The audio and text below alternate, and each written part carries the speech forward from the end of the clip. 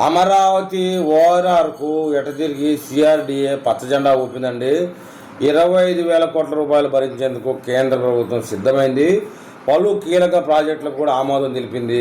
హైదరాబాదు అమరావతి మధ్య 6 వరుసల green field expressway 60 నుంచి 70 కిలోమీటర్ల మేర తగ్గనున్న దూరం. ముప్పవరం అమరావతి మధ్య 90 కిలోమీటర్ల రహదారికి ప్రతిపాదన అమలైంది.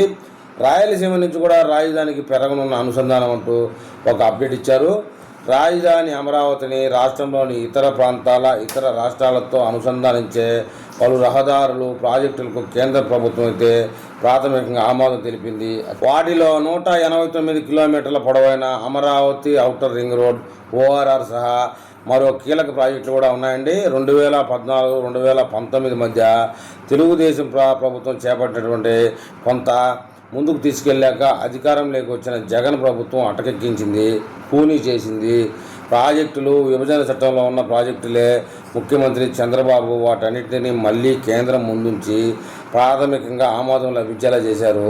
కేంద్ర ఉపరితల రవాణా జాతీయ రహదారుల మంత్రిత్వ శాఖకు సంబంధించినటువంటి స్టాండింగ్ ఫైనాన్సింగ్ కమిషనర్తో పాటు ప్రధానమంత్రి కార్యాలయం కూడా ఆమోదం పొందాక అవన్నీ ఆచరణలోకి వస్తాయి. ఇప్పుడు ప్రాథమిక ఆమోదం పొందినవన్నీ గ్రీన్ ఫీల్డ్ హైవేలుగానే చెప్పుకోవాలి. ఎక్స్ప్రెస్ వేలు ఆ ప్రాజెక్టులు సాకారం అయితే అమరావతికి మిగతా ప్రాంతాలతో చాలా సులువుగా కనెక్టివిటీ ఉంటుంది. చంద్రబాబు ముఖ్యమంత్రిగా మళ్ళీ బాధ్యతలు చేపట్టాక తొలి ఢిల్లీ పర్యటనలోనే కేంద్ర ఉపరితల రవాణా జాతీయ రహదారుల మంత్రి గడ్కరీతో జరిపినటువంటి భేటీలో ప్రాథమిక అంశంగా ఇదే తీసుకున్నారు. అమరావతి ఓఆర్ఆర్ ప్రాజెక్టుకు భూసేకరణ సహా మొత్తం 25,000 కోట్లకు పైగా నిర్మాణ వ్యయం భరించేందుకు కేంద్రం అయితే ముందుకొచ్చింది. విజయవాడ తూర్పు బైపాస్ రోడ్డు ప్రతిపాదనకు ఆమోదం తెలిపేసింది. అమరావతి హైదరాబాద్ మధ్య మెరుగైన అనుసంధానం కోసం ఇప్పుడున్న జాతీయ రహదారికి ప్రత్యామ్నాయంగా 60 నుంచి 70 కిలోమీటర్ల దూరం తగ్గేలా 6 వరుసల గ్రీన్ ఫీల్డ్ ఎక్స్ప్రెస్వేని నిర్మించడానికి కేంద్రం ప్రాథమికంగా సమ్మతనైతే ఇచ్చింది. శ్రీ సత్యసాయి జిల్లాలోని కోడికొండ నుంచి మేదరమెట్ల వరకు తలపెట్టిన ఎక్స్ప్రెస్వేని అమరావతితో అనుసంధానిస్తూ మేదరమెట్ల అమరావతి మధ్య 90 కిలోమీటర్ల పొడవైన గ్రీన్ ఫీల్డ్ హైవేని నిర్మించాలన్న ప్రతిపాదనపై సానుకూలంగా స్పందించింది. ఓఆర్ఆర్ సహా ఈ రహదారుల నిర్మాణం మొదలైతే 2-3 సంవత్సరాల్లో సమూల మార్పులు అయితే జరుగుతాయి. రాజధాని అమరావతితో పాటు మొత్తం ఆంధ్రప్రదేశ్ ముఖ చిత్రమే మారిపోతుంది. మౌలిక వసతుల కల్పన వేగం పుంజుకుంటుందని చెప్తున్నారు. అభివృద్ధి పరుగులు తీస్తూ ఉంది. ఆర్థిక కార్యకలాపాలు ఊపందుకుంటూ ఉన్నాయి. అమరావతికి మెరుగైన అనుసంధానం ఏర్పడితే పెట్టుబడిదారులు క్యూ కడతారు. లక్షల సంఖ్యలో ఉపాధి అవకాశాలు ఏర్పడతాయి.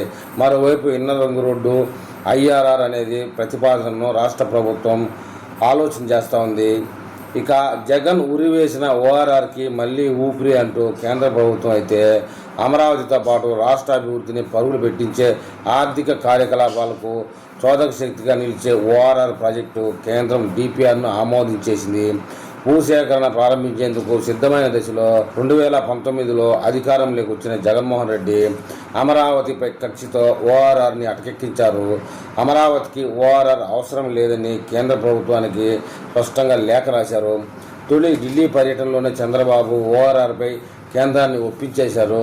గతంలో ఇందుకు అవసరమైన భూసేకరణ ఖర్చును రాష్ట్ర ప్రభుత్వం భరించాల్సిందిగా బేషరతుగా షరతు పెట్టిన ప్రభుత్వం ఇప్పుడు మొత్తం వ్యయాన్ని భరించేందుకు ముందుకు రావడం అనేది విచిత్రం. ఓఆర్ఆర్ని ఉమ్మడి కృష్ణా గుంటూరు జిల్లాలో సిఆర్డీఏ పరిధిలో 189 కిలోమీటర్ల పొడవున 6 వరుసల యాక్సెస్ కంట్రోల్ ఎక్స్ప్రెస్వేగా నిర్మిస్తారు.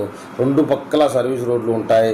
రహదారి వెడల్పు 150 మీటర్లు తగ్గకుండా ఉంటుంది. 2018 జనవరి నాటి అంచనాల ప్రకారమే ప్రాజెక్టు నిర్మాణానికి అయ్యే ఖర్చు 17,741 కోట్లు కాగా అవసరమైన భూమి 3,404 హెక్టార్లు. భూసేకరణ వ్యయం 4,198 కోట్ల రూపాయలు అని అంచనా వేశారు. 6.5 సంవత్సరాల క్రితం ఇప్పటికీ ద్రవ్యోల్బణం పెరిగినందున ఓఆర్ఆర్ నిర్మాణ వ్యయం కూడా 20,000 కోట్లు దాటే అవకాశం ఉంది.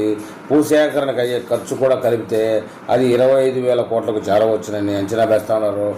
అయితే సులభంగా రాయలసీమ నుంచి అమరావతికి యాక్సెస్ ఉండేలా అప్పట్లో తెలుగుదేశం ప్రభుత్వం అనంతపురం అమరావతి మధ్య 390 కిలోమీటర్ల మేర తలపెట్టిన యాక్సెస్ కంట్రోల్ గ్రీన్ ఫీల్డ్ ఎక్స్ప్రెస్వేని జగన్ ప్రభుత్వం అయితే అనేక మార్పులు చేసి చివరకు వైఎస్ఆర్ జిల్లాలోని పులివెందుల మీదుగా తిప్పింది.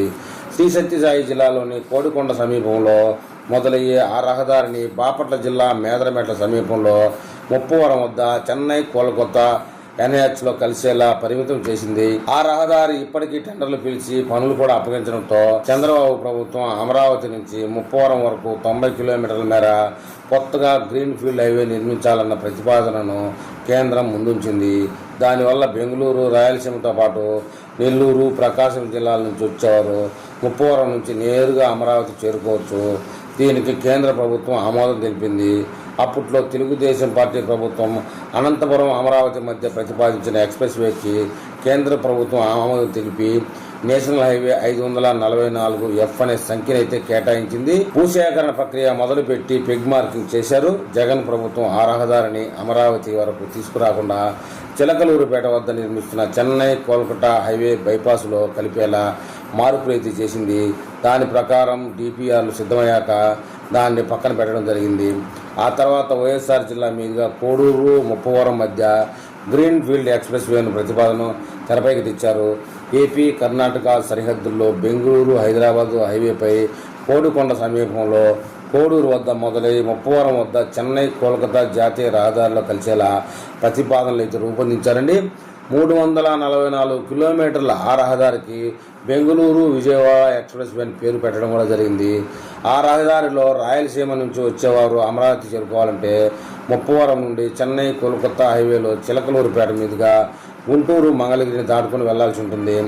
రాయలసీమ నుంచి వచ్చేవారికి మెరుగైన అనుసంధానం కోసం ముప్పవరం నుంచి అమరావతి వరకు 90 కిలోమీటర్ల రహదారిని చంద్రబాబు నాయుడు గారు అయితే ప్రతిపాదించడం జరిగింది. ఇక తూర్పు బైపాస్ విషయానికి వస్తే తీరనున్న కష్టాలు అంటా చెప్తున్నారు.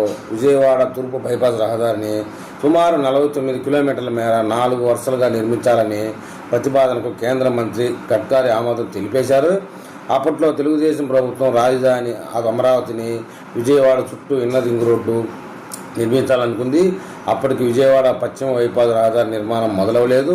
విజయవాడకు పశ్చిమం వైపున చిన్న ఉట్టుపల్లి నుంచి కాజా వరకు 47 కిలోమీటర్లు 6 వరుసల రహదారి నిర్మాణం దాదాపు కొలిక్కి వచ్చేసిందని చెప్తున్నారు.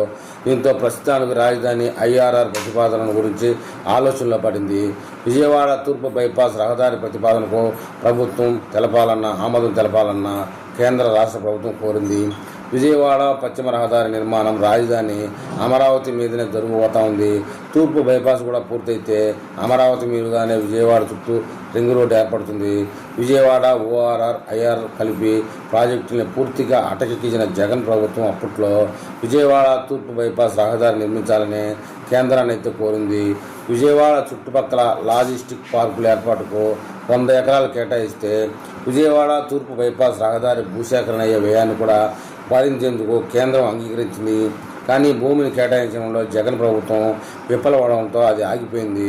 ఇప్పుడు చంద్రబాబు చొరవ చూడడంతో ఆ ప్రాజెక్టు పెరుగులు పెట్టే అవకాశం ఉందండి. ఏది ఏమైనప్పటికీ అమరావతి పరిగెడుతుంది అనడంలో ఎలాంటి ఆశ్చర్యం లేదు. మరి ఈ విషయంపై అమరావతి వాసులు ఏమని కామెంట్ చేస్తారో చూద్దాం.